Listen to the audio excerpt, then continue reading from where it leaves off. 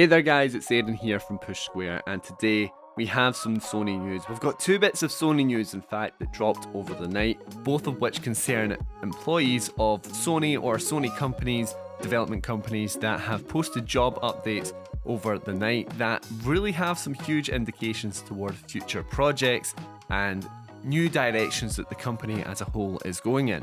So just before we get into it, a little bit of housekeeping on our end. Both of these bits of news aren't official, they are leaks, so it means take whatever you hear today with a pinch of salt. They might not turn out to be the case, but they seem to be great indications of what is to come. So let's get right into it. First up, we have something I'm sure a lot of you out there will have been hoping for, and that is a bit of a course correction from Sony.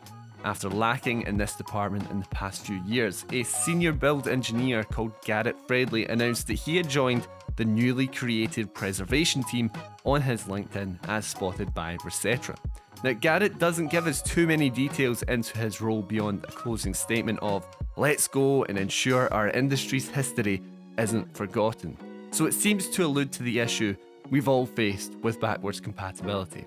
And with the upcoming PS Plus Premium, which will allow players to play PS1, 2 and 3 games through both streaming and download, it shows that Sony are beginning to notice the power of older games when you partner these two up together. Now, I think a lot of you will be really hoping that Sony somehow figure out a way to run PS3 emulation on the PS5, which is something to this day is supposedly been impossible according to Sony. But going further than that, looking beyond this generation or ones that have come before, there is the hope that this team could mean that as we move to future consoles like the PS6 or the PS8 and so on and so forth, that generations like the PS4 or 5 will still be playable in some form and not be threatened with complete online erasure like the PS Vita and the PS3 store. And of course, we don't know a whole lot about the team itself because it could be a far more focused affair rather than some grand sweeping tackle of the issue as a whole, but it is nice to see that Sony seem to be taking feedback from its fans. Sony just got the PS4 generation so right in my eyes, and the PS5 generation, it's been a little bit wobbly in comparison, especially in terms of their reputation, but it does remind me of a bit more of a self-aware Sony that is clued in with its fan base and culture. But of course, that wasn't the only bit of news today, as there was a secondary leak found again through LinkedIn.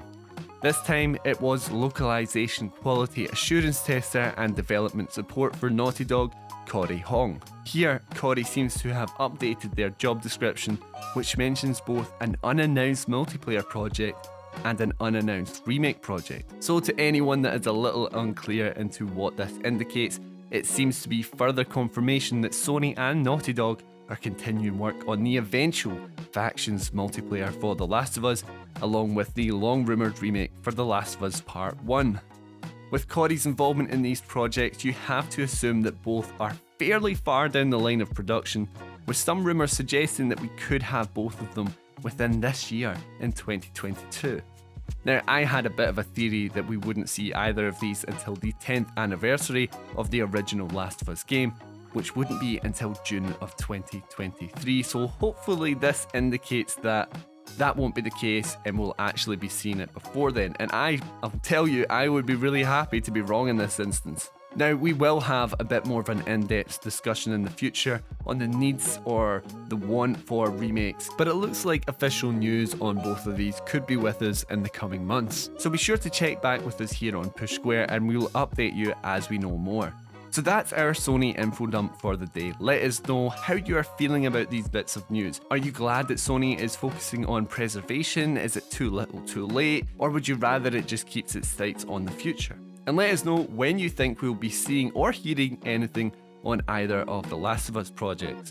Thank you as always for watching the video, but remember to leave a like and subscribe to the channel for more PlayStation news right here on Push Square.